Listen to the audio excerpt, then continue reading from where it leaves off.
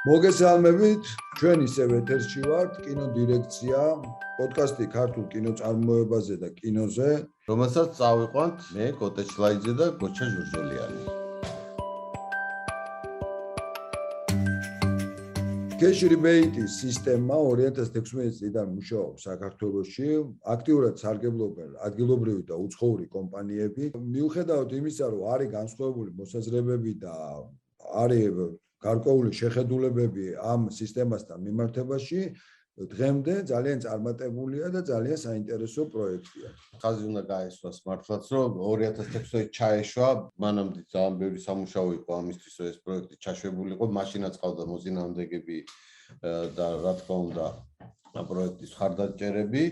საბჭოთა კავშირის დანგრევის მერე, რომელიც 30 წლის წინ მოხდა, მადლობა ღმერთს, ჩვენ ქვეყანას როგორც კინომწარმოებლებს ჭირდებოდა აბსოლუტურად პოზიციონირება საერთაშორისო ბაზარზე და მაგ-კუთხით ძალიან მნიშვნელოვანია, რომ ჩვენი გეოგრაფიის მქონე ქვეყნისთვის კიდევ ერთი, ასე ვთქვათ, კაუჭი გავაკეთებინა ქვეყანაში უცხოური ინვესტიციების და უცხოური კინომწარმოებლების შემოყვანის. ჯერ კიდე საბჭოთა კავშირის დროსაც იყო მაგაზე ლაპარაკი, რომ საქართველოს აქვს და რა თქმა უნდა მერეც ძალიან სერიოზული პოტენციალი, იმიტომ რომ სხვადასხვა კლიმატური ზონები, ასე შემდეგ და ასე შემდეგ, რომ აქ მოხდეს მრავლად უცხოური ფილმების წარმოება.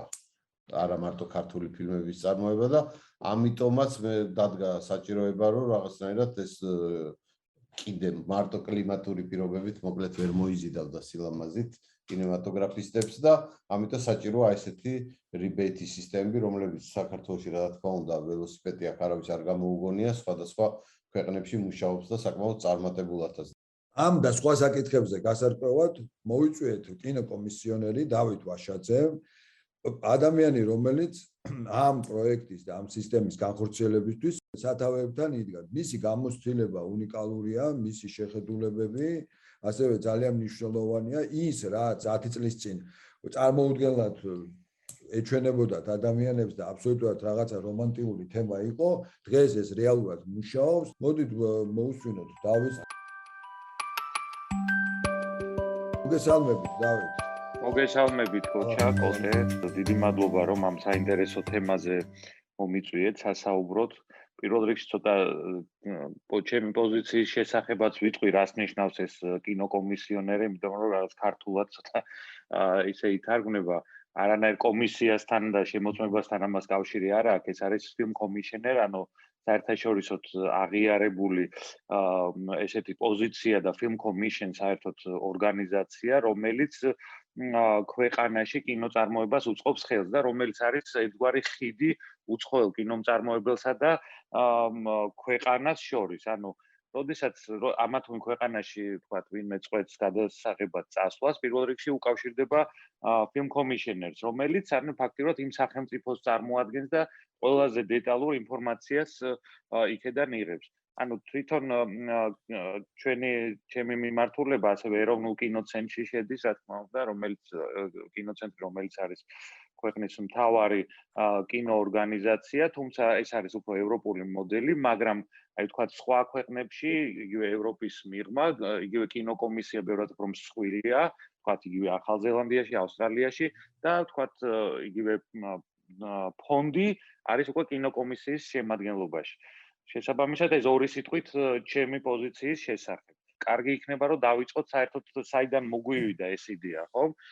ჩვენ ყველანი ერთად ვიყავით ამაში ჩართული, როდესაც ეროვნულ კინოცენტრში მუშაობდით ყველა და როდესაც პირველი გასვლები ჰქონდა, ასე ვთქვათ, საქართველოსდან იგივე ბერლინში, ბერლინის კინობაზრობაზე, კანის კინობაზრობაზე, ჩვენ ვეძებდით რაღაც ინსტრუმენტს, ხო?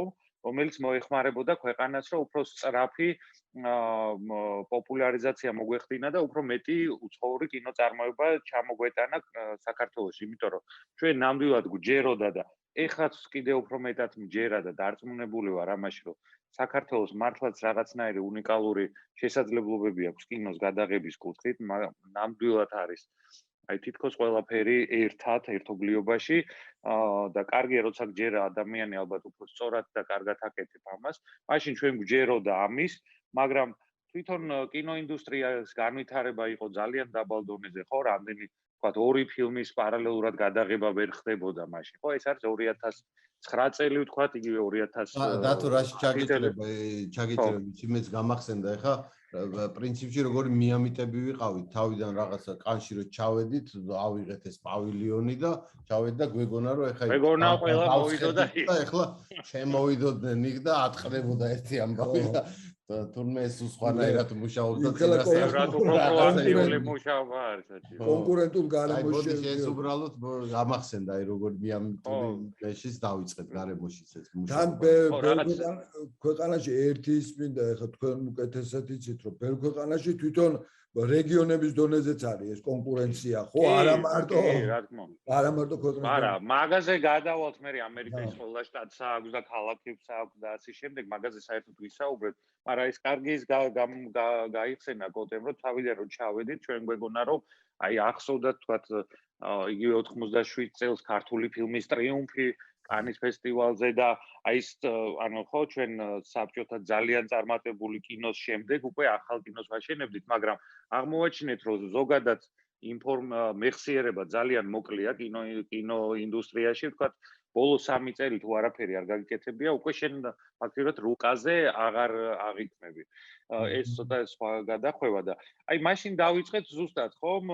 ჩვენ ფიქრი რომ აი რითი შეგვეძლო ხო როცა დაფინანსების სისტემა ძალიან მწირი იყო ხო ქვეყანაში ასევე თვითონ ინდუსტრიის მხრივაც ისეთი განვითარებული ვერ ვიყავით იგივე ვთქვათ პროფესიონალების ან ჯგუფების ან აპარატურის მხრივ როგორც სხვა ქვეყნები იგივე თუნდაც უკრაინა იმ პერიოდისთვის ან ნებისმიერი თურქეთი და ასე შემდეგ და სწორედ აქედან მივედით ხო ამ იმამდე რომ თურმე აღმოვაჩინეთ რომ არსებობს ეს ეგრეთ წოდებული cash rebate-ის სისტემა, რაც ნიშნავს, რომ უცხოელ მწარმოებელს ან ადგილობრივ, ჩვენ შემთხვევაში ადგილობრივიც არის, დახარჯული თანხის რაღაც პროცენტი სახელმწიფოსგან უბრუნდება უკან.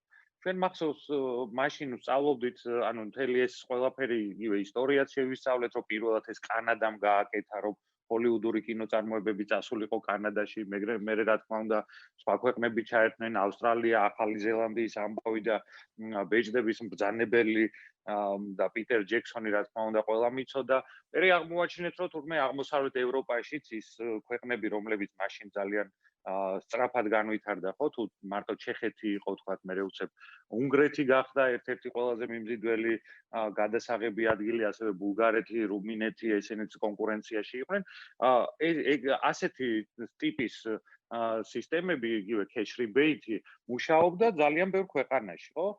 და მე მახსოვს იგივე მარტინ კაფი იყო ჩვენთან ჩამოსული სამხრეთ აფრიკული სისტემის ავტორი ერთ-ერთი და ნუ აი ეს უკვე მივხვდით ჩვენ ხო რომ გარდა იმისა რომ ლამაზი მთა და საინტერესო გარემო გვაქვს თქვათ არის რაღაც ფინანსური ინსტრუმენტი რომელიც თქვათ გადაწყვეტილების მიღებაში ბევრად უფრო მეტად ეხმარება უცხოელ კინომწარმოებებს. ერთ-ერთი პირველი გასვლა მქონდა ამერიკაში location show იმართებოდა და რაღაც სტენდი რომ იყო აი ეს პროდიუსერები შორიდან ჩაგვივლიდნენ ხოლმე.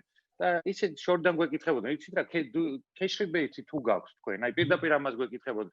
იცით რა, ჯერ არ გვაქვს, მაგრამ ჩვენთან იაფი აქედან რომ და კარგით გამოვილი მე. ანუ საერთოდ არავინ არ საუბრობდა და ანუ საუბარსაც ვერ ვიწყებდი. ჩვენ აღმოვაჩინეთ, რომ კი, რომელიღაცა ქვეყანას თქვათ რაღაცნაირად თვითონ ფილმის სცენარიდან გამომდინარე შეიძლება დააინტერესოს და ჩამოვიდეს და საქართველოში გადაიღოს და იყო ეგეთ მაგალითები და რა თქმა უნდა იქნება, მაგრამ ჩვენ თუ გვაქვს პრეტენზია თქვათ და ამბიცია რომ ქვეყანაში ბევრი უცხოური კინოწარმოება შემოვიდეს, ამისთვის აუცილებელია სწორედ ამ ინსტრუმენტის შემოტანა. ხო და ნუ რაც მართალია და რაც ეგრე არის და თქვათ შემდეგ უკვე ჩვენი გამოცდილებას თქვათ ბევრი სხვა ქვეყანა უკვე იქეთ გთხოვდა აზრს ამასთან დაკავშირებით. ორი სიტყვით რო გვიდგა დათო, რომელ ქვეყანაზე ავიღეთ ორიენტირი, აი რა იყო ჩვენთვის სამაგალითო კეისი, რომ თქვათ აღმოსავლეთ ევროპის ქვეყნები, ძველი საბჭოთა ქვეყნები, თუ უფრო დასავლეთის ან ამერიკული შტატების და იმის, აი ორი სიტყვით. ხო, ანუ თავიდან იყო ზოგადად რას ნიშნავს, მოდით cash rebate რას ნიშნავს, რომ მაყურებელმა გაიგოს, ხო?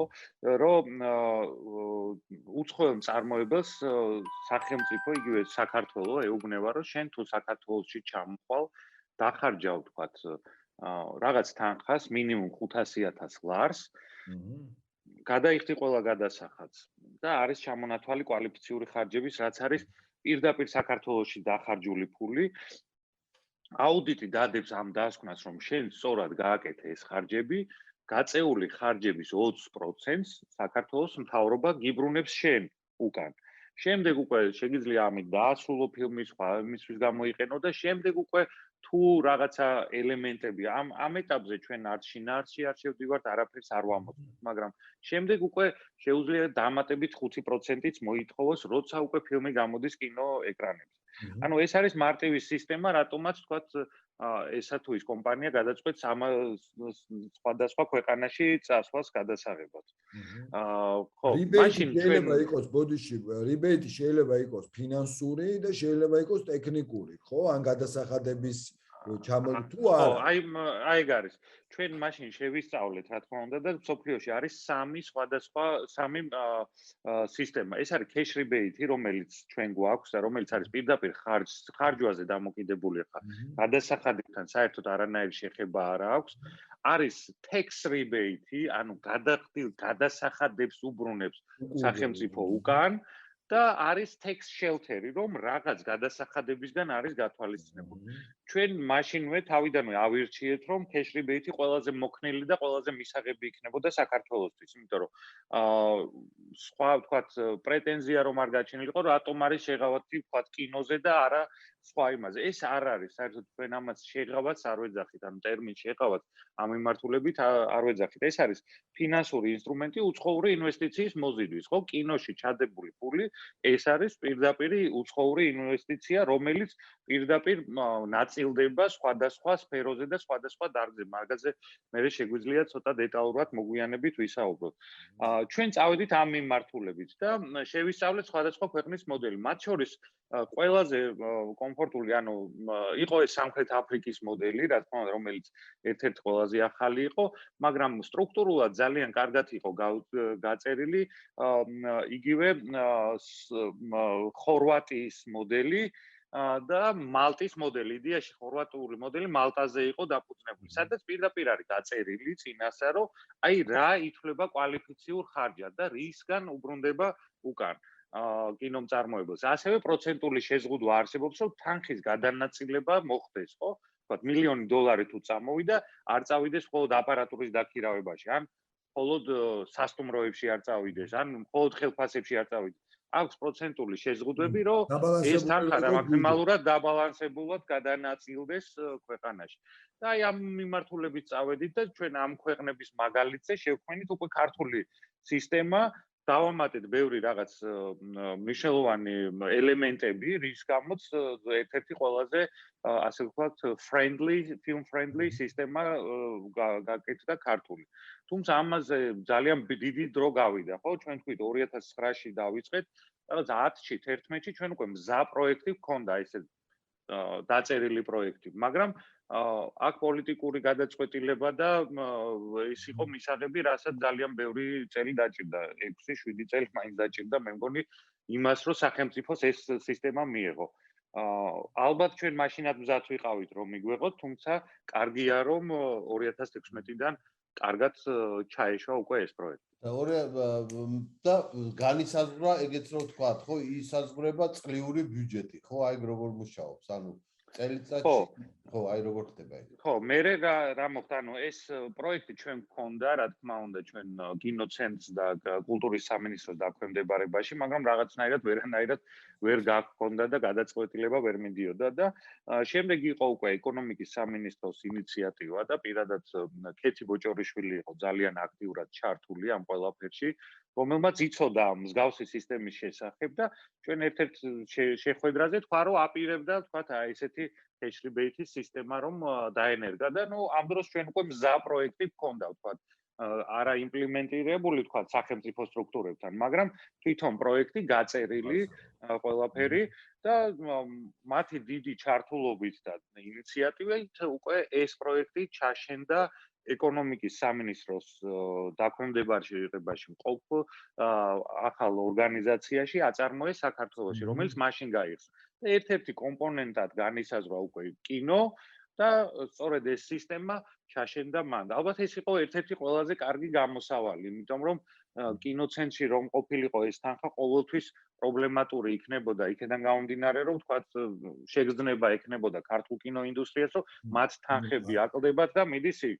და ასევე მე ვფიქრობ, ეს პირველ რიგში არის ეკონომიკის განვითარებისთვის მნიშვნელოვანი პროექტი და შემდეგ თქვათ იგივე კულტურისთვის თქვა და სხვა მიმართულებებისთვის და სწორი იყო რომ ეკონომიკის სამინისტროს დაქვემდებარებაში იყო.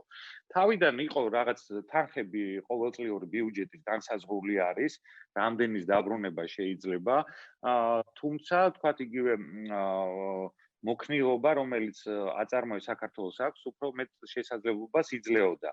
მაგრამ არსებობდა, ანუ თავიდანვე დაითქვა არის ესეთი დათქმა, რომ ეს არის მინიმალური დანახარჯი საქართველოში თქვა სრულმეტრაჟიან მხატვრულ ფილმზე არის 500,000 ლარი, დოკუმენტურ ფილმზე ანიმაციაზე ეს არის უკვე 300,000 ლარი და თუ პროექტიც ღირებულებდა 5 მილიონზე მეტია, უკვე ამ შემთხვევაში ეს დამატებით მთავრობის განსახილვაზე გადის, რომ უფრო თანხის დაბრუნებაზე არის დაფუძნებული და ბევრი რამოდენიმე პროექტი სწორედ ესეც გაკეთდა და ნუ მე შეგვიძლია მაგალითებზე ვისაუბროთ. დაადო ზედაჭერი თქვა კინოს მიმართულებით არ ყოფილა, ხო? აწარმოებს საქართველოში, როგორც ხვდებით, ხო? მაშინ არ იყო, მაგრამ მე ერთი პერიოდი შეჩერებული იყო ეს პროექტი ერთი წლის განმავლობაში საკმაოდ ცუდი იყო ზოგადად, მაგრამ კარგი ამ კუთხით, ნუ კარგი როგორ იყო, მაგრამ პანდემიის პერიოდი დაემთხვა და ძირითადად არ იყო უცხოური წარმოებები. კარგია რომ ეხა განახლდა, ცოტა უფრო გამკაცრებული, რასაც მე პირადად არ ვეთანხმებოდი, ვთქვათ, ოდნავ უფრო გამკაცრებული, გართულებული, ვთქვათ, პროექტი და არსებობს ეხა ლიმიტირებული ბიუჯეტი, რომ რამდენი შეიძლება დაბრუნდეს უკან. უკვე ქეფი, აი ვთქვათ, ზედაჭერი უკვე და არის უკვე აქვს და ეს უკვე პრობლემას ქმნის იმ კუთხით, რომ უკვე კონკურენცია არის. ანუ შეიძლება ყველა პროექტი, რომელსაც უნდადეს საქართველოში გადაღება, ვერ მიიღოს ეს cash-rebate, იმიტომ რომ თანხა, თქვათ, გაწერილი იყოს და ამოწურული იყოს შემდეგი წლის. ერთი რა კითხვა მაქვს, შეთქვი რომ შეჩერდა და მე კიდე გამკაცდა.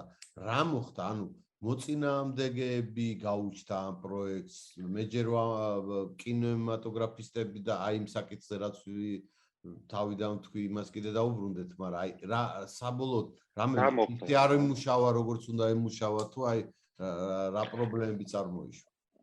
ხო, ნახეთ რა მოხდა და მოდი შედეგებზე ვილაპარაკოთ, რაც მოხდა. ხო, ჩვენ საერთოდ თავიდან რომ მუშაობდით ამაზე, მახსოვს რაღაც პრეზენტაციებს ვაკეთებდი და აი მომავლის პროექციით ვაკეთებდი, რომ აი რაღაცა ფილმი შეიძლება ჩამოვიდეს და ასე შემდეგ. ხო, 2016 წელს გაიშვა ამან. ჩვენი დათვლებით დაახლოებით კინოინდუსტრიის ბრუნვა და ცოტა ვერ მიჯნავთ თქვა სარეკლამო ინდუსტრიას, დაახლოებით მაგ პერიოდში 2016 წელს იყო დაახლოებით 30 მილიონ ლარამდე რა, ქართული კინოს უცხოური წარმოებაც და ასე შემდეგ.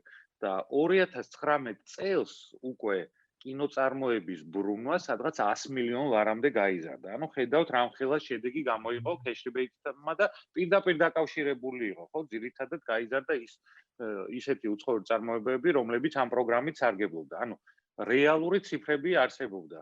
ხო და აი მაშინ როდესაც პროექციას ვაკეთებდით, მე ცოტა იმის მეშინოდა რა ვთქვათ, შეიძლება ვერ მოხდეს, არ შემოვიდეს ფილმი. ვერ წარმოვიდგენდი, რომ ასეთი წარმატების შემდეგ კიდე თავიდან დაგჭირდებოდა იმის მტკიცება, რომ ეს პროექტი მნიშვნელოვანია და კარგია, ხო?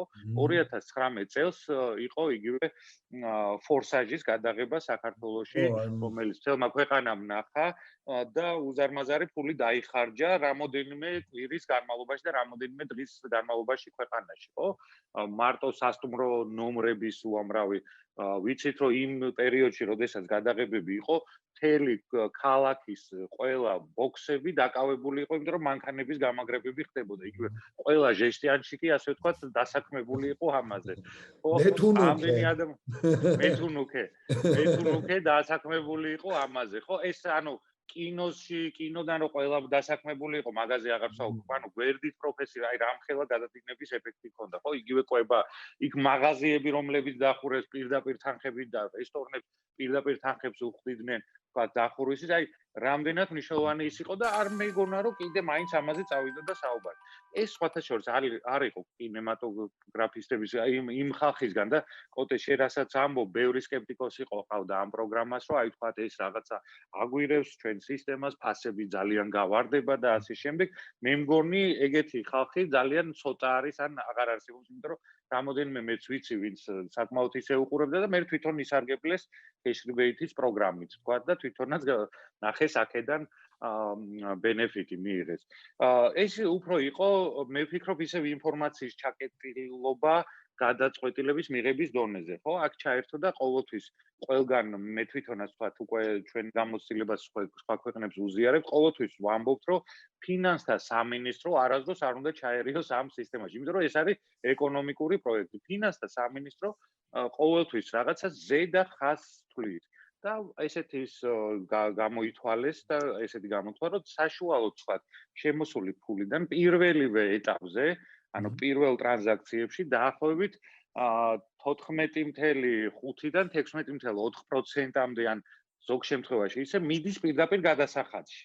აი პირველ ტრანზაქციებში, ხო? აი დავიქირავე რაღაცა, ხელფასი გავეცი, ასე შემდეგ. და მე უკვე ქვემოთ ამას ფინანსთა სამინისტრო აღარ მიყვება, იმიტომ რომ მაგათთვის ეგ არის პირველი ეტაპი და ესეთი ლოგიკა წამოვიდა, რომ რატომ მე თუ ამდენ თანხას გადასახადის სახით ვიღებ 16%-ს, ასე ვთქვათ, რატომ უნდა დაუბრუნო 20% უკან. ხო და, ალბათ ის ხალხი, ვინც ამ კამათში შედიოდა თუ არ შედიოდა, მულტიპლიკატორის ეფექტზე საერთოდ არ საუბრობდნენ, ხო? ვიღაცამ რომ ხელფასი აიღო, რომელსაც არ აიღებდა, თუ ეს ფილმი არ ჩამოვიდოდა, ხო? იმ ხელფასით ხო წავიდა, ვთქვათ, საკვები იყიდა, ან ბაზარში წავიდა და საერთო ინვესტიციებში არის, რა თქმა უნდა.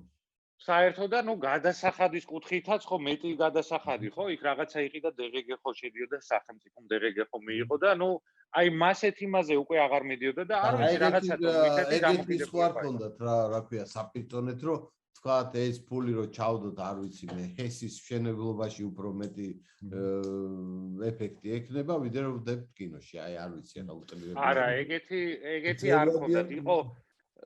იყო საკითხი, რომ რაღაცა კონტროლის კუთხით, რომ ზუსტად ვერ კონტროლდებოდა და დარწმუნებული არ იყვნენ, რომ სწორად იხარჯება თუ არა ეს ფული, თქვათ, რომელიც აუდიტის მიერ არის, ეს კი ბატონო ღია კითხვაა და ეგ მნიშვნელოვანი კითხვა არის, მაგრამ ესეთი ის რომ სხვა დარგში ჩავდოთ, არა. აი ეს იყო კონკრეტულად, თუ ამდენს ვიღებ გადასახადითო, რატო უნდა დაუბრუნო მეტი, ჩვეულებრივი ის. იმ ლოგიკას ვერ ხვდებოდნენ, რომ თუ შენ rebate-ს არ აძლევ, ეს ფილმი არ შემოდის საერთოდ. ეს $1 მილიონ საერთოდ ვერც დაინახავ ამ $1 მილიონ, ხო? გეუბნები რომ მოვალში გაძლევ მილიონს, თუ 20 დამიბრუნებ უკან ხა. იქ შენ თქვათ სახელმწიფოში ბიუჯეტისადმი იღებს და მოქალაქეს ადისარგებლებს, ეგ უკვე ჩემი გადასაწყვეტი არ არის. ეს იყო, თუმცა როგორც ვამბობ, უკვე შაშანდელი წლიდან დაახლოებით 1 წლის განმავლობაში გაჩერებული იყო ის, ისევ ამოქმედდა უკვე ეს სისტემა და ეს უკვე ძალიან მნიშვნელოვანია რომ ამოქმედდა, იმიტომ რომ მაშინ სხვათა შორის ძალიან ისეთ უხერხულ სიტუაციაში ვიყავი, წერდნენ ხოლმე, ეს ინფორმაცია გავიდა, არ მინდოდა, ხო იცით კიდეც, პოზიტიური ინფორმაციის გატანა უფრო რთულია, ვიდრე ნეგატიური ინფორმაციის. ერთხელ რომ მოლიყო, რომ საქართველოს გააჩერა cash rebate-ის პროგრამა, всё, მე დაგჭირდებოდა 10 ჯერ უფრო მეტი მუშაობა, რომ არა ჩვენ დავით.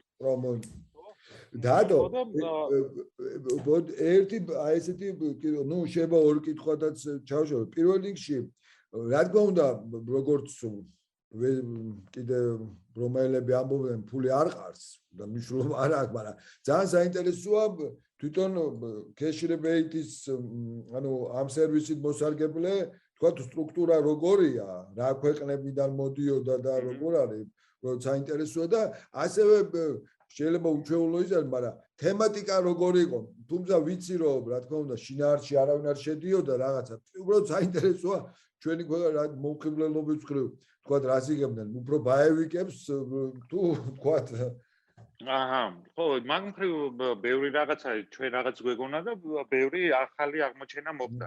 პირველი უცხოური წარმოებები, რომლებიც წამოვიდა, თუნდაც cash rebate-ამდე დაიწყო, ეს იყო ინდური ფილმების წარმოება. ხო, ნუ აქაც რაღაცა ისეთ დამოკიდებულება იყო, რომ ინდური ფილმები რაღაც. აი ეს ცოტა სნობიზმი ინდუსტრიასაც და ბევრ გადაწყვეტილების მიმღებსაც ხო, რაღაც ხო და ნუ ახლა რომ ამხელა კინოინდუსტრიაა, იცით და რამხელა ფული ტრიალებს და თან ძალიან ბევრი პლუსი აქვს ინდურ წარმოებასაც, ხა მინუსებიც აქვს, მაგრამ პლუსები აქვს. აღმოვაჩინეთ, რომ ინდოელებმა უცებ აღმოაჩინეს საქართველოს როგორც ევროპული ქვეყანა, ანუ ყველა გადაღებებს რაღაც ევროპულ სცენებს იღებდნენ საქართველოში. ევროპელები ამ დროს იღებდნენ რაღაც, ნუ თუ რაღაც საავტორო კინო არ იყო და რაღაც შინაარსით არ იყო კავშირში, აზიურ ლოკაციებს იღებდნენ საქართველოში. ანუ ჩვენ თუ გვეგონა და მაგასაც დრო დაჭირდა, რომ მნიშვნელოვანი არის რაღაც უნიკალური შესთავაზო კინოს, იდეაში უფრო მნიშვნელოვანია, რომ ბევრი სხვადასხვა იმის დუბლირება შეგეძლოს. და საქართველოს აღმოაჩნდა დიდი პოტენციალი. ანუ ინდოელებისთვის და ჩინური პროექტიც იყო, თქვა, სერიალი, რაც ძალიან იშვიათი არის ჩინური ფილმი, როცა ქვეყნის გარეთ გადის, ისინი იღებდნენ ევროპულ ან მოდერნ თანამედროვე ქალაქებს, თქვა, ბათუმის შემთხვევაში, ან ევროპას თბილისში და ასე შემდეგ, ხოლო აზიელები ხშირად ეს ევროპული კინოწარმოებები ხშირ დუბლირებას აკეთებდნენ. თქვა, საქართველოში მოხდა დუბლირება სირიის, ავღანეთის დუბლირება, ირანის დუბლირება და მაგის გადაღება ხდება. ხოლო ამერიკელებისთვის კი საინტერესო იყო, თქვათ, იგივე Fast and Furious-ისთვის საინტერესო იყო იგივე თვითონ თქვათ თბილისის გადაღება, რაღაც ეს კონტრასტის გადაღება, იგივე საბჭოთა არქიტექტურის და თქვათ ძველი ევროპული არქიტექტურის, აი მაგის კონტრასტის ჩვენება. ამიტომ ჩვენ ვნახეთ, რომ ძალიან ბევრი რაღაცის დუბლირება შეგვიძლია და მაგ მიმართულებით იმაშობა. ანუ პირველი იყო ინდური წარმოებები და შემდეგ რაღაცნაირად არ იყო ნამდვილად კარგი დამოკიდებულება მათ მიმართ და გამახსენდა სერბეთის ჩვენთან რაღაც ისე უყურებდნენ ინდუსებს და სერბეთის კინოკომისიონერი ჩემი კოლეგა შემხვდა ერთხელ თუ არც ბერლინალეზე და აიო ჩვენთან მოდიანო უკვე და ვინ მოდის ხო თქვენთან აიო თქვენთან რო იყვნენ ინდოელებიო ეხლა ძირითადად სერბეთში მოყავს გადასაღებადო ხო და ნუ აი ამ დროს ძალიან რთული არის აქ აუხსნა აქ როგორ უყურებდნენ ინდურ წარმოებს რატომ არის კარგი ხო თვითონ ბიუჯეტები საკმაოდ კარგი ქონდა და ქართველები იყვნენ დასაქმებული ყველა მაღალ პოზიციაზე ამ ფილმები ამ კინოების წარმოებაზე ვთქვათ არ მუშაობდნენ ვთქვათ product PA-ის დონეზე მარტო ვთქვათ დეპარტამენტის ხელმძღვანელებიც ხშირ შემთხვევაში ქართველები იყვნენ მთელ production-ს ქართველები აკეთებდნენ და ეს ნიშნავს რომ მაღალანაზღაურებადი სამსახურები ქართველების მიერ იყო დაკავებული და გამოცდილებაც საკმაოდ დიდი მიიღეს ხო ანუ პირდაპირ არ წამოსულა თქვა ჰოლივუდური ან ბრიტანული პროექტები ხო ჯერ იყო ინდური პროექტები რომელზეც ძალიან ბევრმა კარგი გამოცდილება მიიღო და გაიზარდა ხალხის რაოდენობა როგორც პროდიუსერების კუთხით ასევე კინოპროფესიონალების კუთხით ხო აი ჩვენ რო ვამბობთ მაშინ ერთი ფილმის გადაღება რო შეიძლებოდა მარტო როდესაც აქ Fast and Furious-ი მიმდინარეობდა პარალელურად ასევე მიდიოდა დიდი ბრიტანული ფილმის გადაღება რომელშიც თვითონ მთელი მექა აშენეს საერთოდ აქ და მთელი სცენები არის Lady of Heaven ეგრე ქვია ხო აი ეს ფილმი გადაიღეს ზუსტად Fast and Furious-ის პარალელურად და Fast and Furious-ის შემთხვევაში მთავარი კრუკი არ იყო ჩამოსული second unit-ი იყო ჩამოსული ანუ სადაც მსახიობები და ისინი და რეჟისორები არ არიან და მან ქართველები სამწუხაროდ ძირითადად დაბალ პოზიციებზე მუშაობდნენ კი იყვნენ რამოდენიმე მაღალ პოზიციაზე მაგრამ უფრო დაბალ პოზიციებზე მუშაობდნენ. რა თქმა უნდა, კარგი ანაზღაურებით, მაგრამ არა ვთქვათ $5,000 დღეში ან 10,000. ინტერესებს და თუ აი შეეხება მაგ თემას და ეხლა გვაქვს დათვლილი და არსებობს დათვლილი ვთქვათ რამდენი პროექტი შეგვიძლია ავწიოთ პარალელურად. ესე დათვლილი ეს უკვე ძალიან მაშინ უფრო შეგვეძლო, იმიტომ რომ სახელებით ვიცოდით ყველა გამნათებლის სახელი ვიცოდით და იმაზე ეს ბუმზე ვინც მუშაობდა ყველა სახელი. მაგრამ ჩემი აზრით ორი მსხვილი პროექტი და კიდე თქვათ ჩვეულებრივ ქართულ წარმოებას ხელი არ შეეშლება. ანუ საკმაოდ ბევრი წარმოება შეგვიძლია ამ ეტაპზე და ну აი ბევრი ახალი ადამიანები, ახალგაზრდები ბევრი შემოდიან და ითვისებენ ახალ პროფესიებს და იმაშვებიან. თუმცა აი აქ ყველაზე დიდ გამოწვევას მე ამაში ვხედავ ზუსტად რომ გადამზადების კუთხით რაღაცა ცოდნის ამაღლების კურსები არის საჭირო საქართველოს. შემდეგ პროექტებზე უფრო მაღალი თანამდებობები ეკავოთ ქართულ ქრუს უკვე ქართულ ქრუს უფრო მაღალი თანამდებობები, უფრო მაღალი ხელფასი აიღონ და ანუ უფრო ის ანუ სიტუაცია არის ზუსტად მან რა აღმოჩნდა. ანუ ის კი არა რა ვთქვათ გამნათებელმა ტექნიკურად არ იცის რა და როგორ გაკეთდეს. ამერიკული კინოწარმოების სისტემა არის ძალიან განსხვავებული და სპეციფიკური იმ კუთხით, რომ ძალიან სწორად გაწერილი არის სამუშაოები და პასუხისმგებლობები. ეგრეთ წოდებული workflow და დამოკიდებული არის ძალიან ბევრ ფურცლებზე მუშაობასთან და წესებთან და ჩაბარებასთან და ფორმალიზებული. აი ეს ცოდნა არ აქვს ქართველებს და ამის გამო ვერ ხდება რომ თქვათ მაღალ პოზიციებზე დაინიშნონ და ზუსტად ამას სჭირდება მოკლე კურსები და აი ამ კუთხით მე იგივე ამერიკაში მქონდა საუბრები, მოლაპარაკებები, რაღაცებს გეგმავდით, მაგრამ აი რაღაც ფინანსური ის არის საჭირო, რომ აი გადამზადების სკოლა გაკეთდეს საქართველოში, რომელიც იქნება რეგიონული მასშტაბის. ოღონდ პირდაპირ ამერიკასთან ახლა მე პირადად მქონდა უნივერსალის ვიცე-პრეზიდენტთან ამაზე მოლაპარაკება თავის დროზე დაახლოებით. აი პანდემიამდე მქონდა და მათაც ჰქონდათ ინტერესი, რომ მსგავსი რაღაცა სკოლა გაკეთდეს. შეიძლება იმას თქვათ არ დააწერონ, რომ უნივერსალის სკოლა არის, მაგრამ ხალხი ვინც უნივერსალში იმუშავებს, იგივე იქნება და ეს იქნებოდა არა მარტო საქართველოსთვის, არამედ იყო თუ არა, ან ეხლა თუ არის, ან მომავალში თუ შესაძლებელია რომ გათვალისწინებული იყოს ჩვენი ლოკაციების, ასე ვთქვათ, პრომოუშენი და რაღაცა ამ კუთხით ან რიბეითი ან ვთქვათ, ვიცი მე სიტყვა არ გიყვა შეღავათები, მაგრამ რაღაცნაირად დიდ პროექტებზე. იმიტომ რომ რეალურად ეს შეიძლება ეს იმ წუთას ფინანსურად არ გამოიხატება, მაგრამ საბოლოო ჯამში გრძელვადიან პერსპექტივაში ძალიან დიდ ფინანსურ ამონაგებს იღებს. ბევრ ქვეყანაში საერთოდ კინოკომისია და ტურიზმის ოფისი ერთადაც არის. ანუ კინო იმდენად ახლოს არის ტურიზმთან, რომ აი ნუ მაგალითები გვაქვს უამრავი, ხო? ასობით და ათასობით თქვათ შეუსრულებელი მისია რომ გადაიღეს თქვათ სიდნეის ეროვნულ პარკში 150%-ით გაიზარდა ტურისტების რაოდენობა და ნუ ბეჭდების ბრძანებლის გადაღების მერე და იქ ჰობიტების სახლი და ტურისტები რო ჩადიან, ნუ ეს უზარმაზარი ციფრებია, მაგრამ კონკრეტული ციფრები რაც არის და სხვათა შორის ამაზე ეხა ესპანეთში რო ვიყავით, სოფლიო ტურიზმის ორგანიზაციამაც კვლევა გააკეთა, რა ეფექტი აქვს კინოს ტურიზმზე, ვთქვათ. ეს არის კონკრეტული ციფრები. ანუ დაახლოებით მსოფლიოში ყოველ წლის განმავლობაში, ნუ ეს პანდემიამდელი მონაცემებია, მილიარდი ადამიანი მოგზაურობდა. ყოველი მეხუთე ამა თუ იმ ლოკაციაზე, ამა თუ იმ ქვეყანაში მოგზაურობს კინო, იქიდან გამომდინარე, რომ ეს ქვეყანა ნანახი აქვს კინოდან. ანუ კინოტურისტები არიან. მე თვითონაც ბევრჯერ მithქვამს კიდეც ამის მსხვერპლის ვიყავი, იგივე მაშინ სამეფო კარის თამაშები იყო და ვიყავი იმაში ბოსნია ჰერცეგოვინაში ვიყავი და ავტობუსით 9 საათი წავედი რომ დუბროვნიკი მენახა, იმიტომ რომ მაშინ ვესტეროს გადაღება იქ იყო. აი და რამდენჯერ ყოფილ ვარ და ნუ იგივე ამერიკაში რომ მიდიხარ, ნუ ამერიკაში ხმაგითო არ, მაგრამ აი ნიუ-იორკის განსხვავება რატო არის სხვაიმდან, იმიტომ რომ აი კინოდან გახსენდება რაღაცა ემოციები და ის მოაქვს და სწორედ ესეთი ის აქვს. ანუ ეს კომპონენტი რო არის ერთ-ერთი ყველაზე მნიშვნელოვანი და ქვეყნის პოპულარიზაციას უწყობს ხელს, ამაზე ყველა თანხდება და კონკრეტული ციფრებიც არის, რომ აი შეიძლება ერთმა ფილმმა, იგივე Mission Impossible-მა ისეთი ბუსტი გააკეთოს, რომ აი 200%-ით გაგეზარდოს, აი ერთ-ერთი თქვა ქუთაისში რო გადაიღონ, დარწმუნებული ვარ 200%-ით გაიზრდება მერე ხალხის ჩამოსვლა იქ.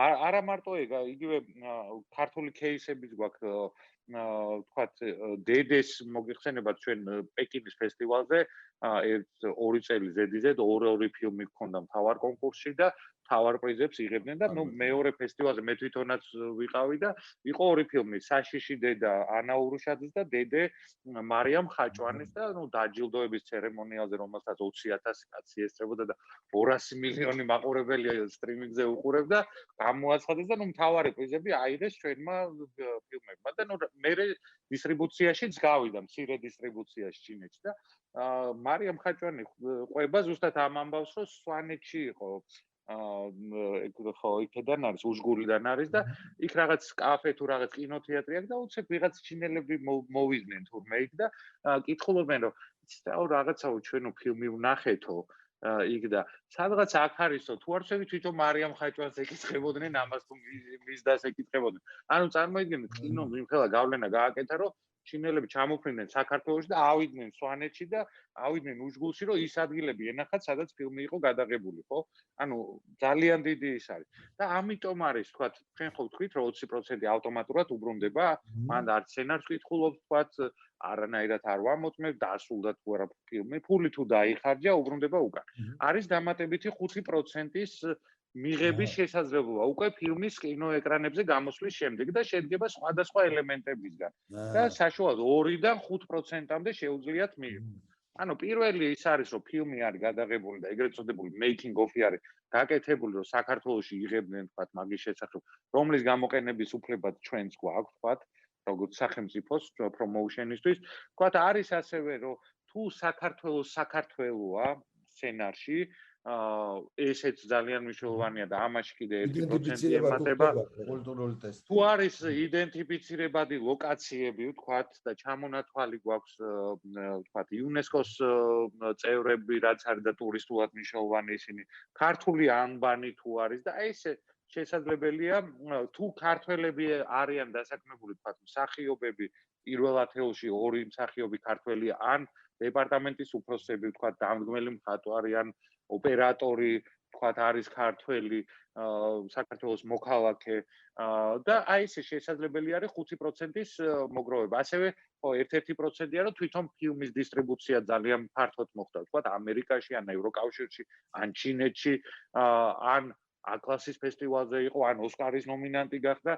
ანუ შეუძლია ფილმს უკვე დამატებით მოაგროვოს 2-დან 5%-მდე და ამას უკვე სახელმწიფო აძლევს უკან. აქ უკვე გვაქვს ის ელემენტი, რომ აი რაც მნიშვნელოვანია ქვეყნისთვის, თუ ამას შენ ჩადებ, მე კიდე დამატებით გაძლევ შენ ბონუსს ამისთვის. ეხა პრინციპში პანდემიას რო შევეხოთ, რა მთელი მსოფლიო რაღაცნაირად შეცვალა ყველანაირად, ხო ამ პანდემიამ და ზოგადად მე რო კითხულობდი მეც თვითონ ეს ერიდებიან უფრო ამ პანდემიის შემდეგ ერიდებოდნენ აი არ ვიცი მე შარშანეგრე იყო რომ ყველა მაინც შეეცადა რომ თავის იმაში ნაკლებად გავიდნენ სხვადასხვა ქვეყნებში და რაღაცა სწორი ინფორმაცია მაქვს თუ არა და რამე შეიცვალა თუ არა ამ ხილს არა იყო რაღაც ეტაპზე იყო მაგრამ პანდემიამ რაც შეცვალა უფრო მეტი კონტენტის მოთხოვნა არის ანუ ადამიანები სახლში ყოფნის გამო იმ პერიოდში ვთქვათ უფრო მეტ ფილმს უყურებდნენ და უფრო მეტი ფილმის ნახვა უნდა მოიხმარდნენ და შესაბამისად პირიქით ეხა პრობლემა არის იმის რომ ძალიან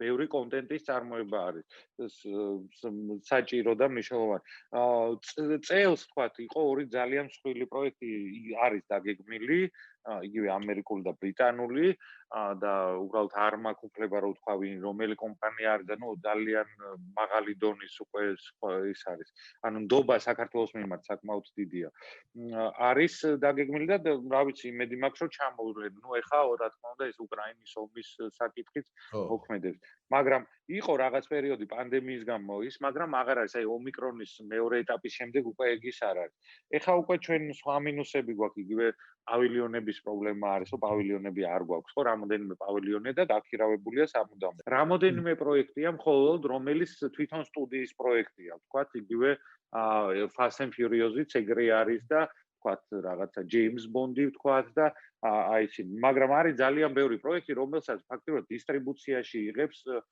იგივე Universal-ი ვთქვათ ან Sony Pictures-ი ხო რაღაცა mini major-ის განვითარებული პროექტი დაფინანსებული რაღაცა და უკვე გვიან შემოდის Universal-ი. ან არის უკვე ისე არის Netflix-ი და Universal-იც არის ხოლმე ერთად. ანუ არ არის რომ სტუდია ვთქვათ 100 ფილმს თვითონ იღებს, ხო?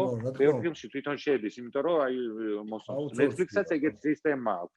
იდეალში, მომავალ საქართველოში შეიძლება იმაზე ვილაპარაკოთ, რომ იმერეთმა და ანუ აჭარამ, ან კახეთმა და იმერეთმა, ასე ვთქვათ, ესეთი დიდი პროექტები, როგორც ვთქვათ, თვითონ ისეთი არ მინდა cash rebate-ი შესთავაზოს რაღაც პროექტებს, რომ ასე ვთქვათ, რაღაცნაირად კონკურენციაში შევიდნენ. პროექტზე მე მუშაობდი.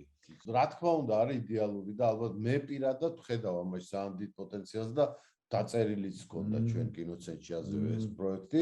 განვახორციელეთ ბათუმი, რომელიც ჩემი აზრით ძალიან საინტერესო იყო, უბრალოდ აი რაღაცა ძალიან ბევრი პატარა პრობლემების გამო გაფუჭდა ძალიან ბიუროკრატიული იქ კინემატოგრაფისტებმაც ერთი-ორმა რაღაცა შესწოდეს და აი ამას მოყვა ის რომ იქაურმა ბიუროკრატიამ ეს ვერ გადახარშა და ვერ მოახერხა ამის რაღაცა სწორედ გადააზრება და გაფუჭდა ეს ძალიან კარგი პროექტი, თუმცა მგონია რომ ამას აქვს მაინც პოტენციალი, აჭარაში აუცილებლად უნდა აღდგეს ეს პროექტი და სხვა რეგიონებშიც ალბათ შეიძლება, იმიტომ რომ ნამდვილად არსებობს რამდენიმე ვერსიის პროექტი გქონდა დაწერილი და რავი, იმედი მაქვს რომ იმას არ დაამატებს შენ მანდატს. ხო, ანუ ეს ჩვენ ქართულ ფილმებზე, ანუ ისევ ფინანსებთან და ფინანსურ შესაძლებლობებთან გვაქვს, ხო, ის საქმე, ანუ რატომ აჭარაში, რატომ მოხდა, იმიტომ რომ ფინანსურად ყველაზე მძლავრი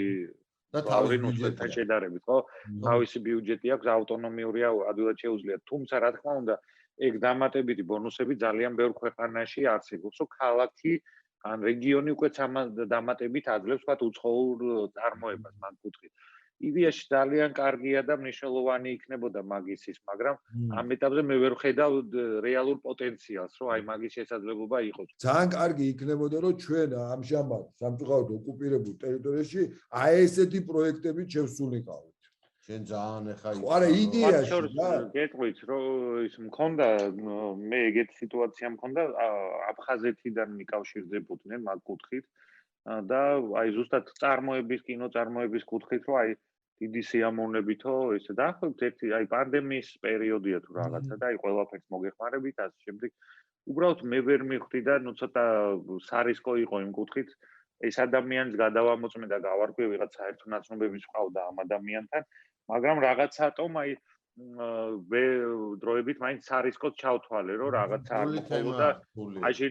აშინ რუსეთი მით უმეტეს ძლიერად ითვლებოდა ჯერ კიდე და რუსული გავლენები ჯერ კიდევ არის და იმედი მაქვს, რომ მალე დასრულდება, თუმცა აი ერთ-ერთი გზა არის სწრაფი გზა ძალიან.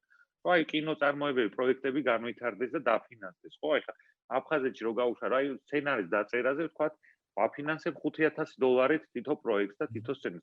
აი ძალიან კარგი და მე ერთობლივი ჯგუფების გაკეთება.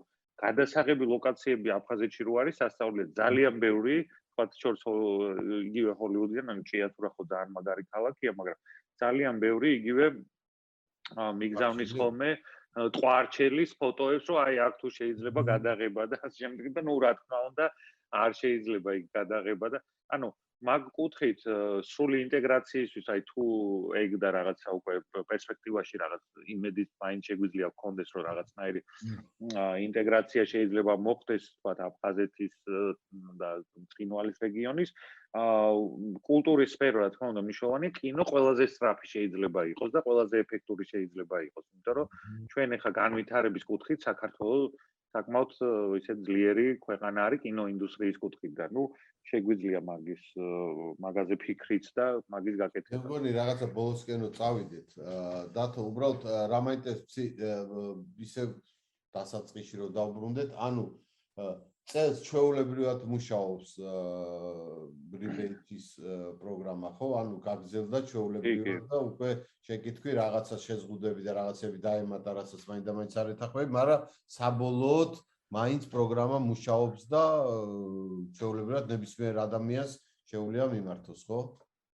კი, პროგრამა მუშაობს, ლიმიტირებულია ბიუჯეტი, გამკაცებულია რაღაც დროის მხრივ, თქვათ, და ასე შემდეგ, მაგრამ თავარია რომ მუშაობს, იმიტომ რომ მე შეიძლება კიდე გაუმჯობესებაზე ველაპარაკო, როცა არ არის და საერთოდ გაჩერებულია და რაღაცა იმაშვები, სხვანაირი rebate გაკეთებ, ეგეთი რამე არ არსებობს. და მაინც ძალიან იმედიანად ვარ, იმიტომ რომ წელს საკმაოდ ბევრი ფილმებია, ძირითადად ზაფხულის პერიოდში და შემოდგომაზე დაგიგმილი. რაც კიდევ ერთხელ აჩვენებს, ანუ იმ გადაწყვეტილების მიმღებებს, რომ ძალიან მნიშვნელოვანი პროექტია ეს და ესენი არ ჩამოდიან მარტო თადაბარის გამო, როგორც ეძახდნენ ხოლმე. ასევე ჩვენი კონკურენტული უპირატესობა და ისე მაინც უნდა ვთქვათ, რომ ჩვენ რო დავიწყეთ პოსტსაბჭოთა ქვეყნებიდან ერთ-ერთი ყველაზე პირველი ვიყავით პრომოუშენის კუთხით, იგივე ვაჯობეთ, ვთქვათ, ლიტვა, ლატვია, ესტონეთსაც კი და ძალიან სხვა დონეზე, იმიტომ რომ ძალიან ძლიერი პრომოუშენ კამპანია ჩავატარეთ ამერიკაში და თუ მანამდე თქვათ არ იცოდნენ სახელმწიფო საქართველოს რო არსებობს ჯორჯია რო ქვეყანაც არის და არა მარტო შტატი, ეხა ყველამ იცის რომ არსებობს ეს ქვეყანა, კარგი სისტემაა და სანდო ქვეყანა, ანუ ჩვენ პრეზენტაციას ყოველთვის ვიწყებდით ქვეყანაზე ინფორმაციით, რომ doing business-ში ვთქვათ მე-4 ადგილზე ვართ, კორუფციის დაბალი დონე, დაბალი ბიუროკრატია, აი რაც ძალიან მნიშვნელოვანია ამასთან ერთად. ამიტომ ჩვენ ეგ იყო ჩვენი კონკურენტული უპირატესობა, თქვათ იგივე სომხეთთან, აზერბაიჯანთან, თქვათ უკრაინასთანაც რაღაც კუთხით, მაგრამ აი ცოტა თუ არ გავაქტიურდით, უკვე ჩამორჩებით მაგ კუთხით. ხო, უკრაინას კამაგრა ქონდა ეხა ამ უბედურებამდე, ვიცი რომ მაგრამ კარგად ავითარებდნენ და ის და სხვა შორის ჩვენ სისტემას ბევრი იყენებდა. ჩვენ მასე და ხშირად ჩვენ მეც მიწვეული ვიყავი როგორც სპიკერად, როგორც თქვათ სხვა ქვეყნიდან წამოსული, რომ რამდენად მნიშვნელოვანი ყველგან ეგ პრობლემა არის, რომ ამის დამტკიცება, თქვათ გადაწყვეტილების მიღებისთვის, რომ ეს მნიშვნელოვანია არა მარტო კინოსთვის, არამედ ეკონომიკისთვისაც. და რა ვიცი, ეგ არის ძალიან მაინც იმედიანად ვართ, რომ წელს დიდი პროექტები შემოვა და ეს სისტემაც კიდევ უფრო დაიხვეწება ასე ვთქვათ. დაადო, აი ერთი პირობას ჩამოგართმევ თუ არ გეწყინება, რომ ერთი დიდი პროექტი აი შემოსული, რომელიც საქართველოს და იმედი გვაქვს, რომ ბევრი შემოვა და ერთ-ერთი უბრალოდ რაღაც თვალსაჩინო кейსად იქნებ დაგვიტრო დრო, როგორც კი დაიძაბა, რომ მორჩება, რომ რაღაცა როგორც кейსი გავიაროთ. აი როგორ მარტო ხო ერთი პროექტი მომართვიანად, როგორ ჩაეშვა, მერე რა მოხდა, გადაიღო და აი ესე და ამ პირობას ჩამოგართვევთ. კი, აუცილებლად და ძალიან დიდი მადლობა.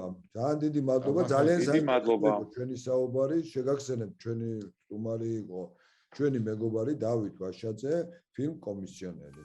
ნახვამდის დავით. დიდი მადლობა. ნახვამდის. კარგად.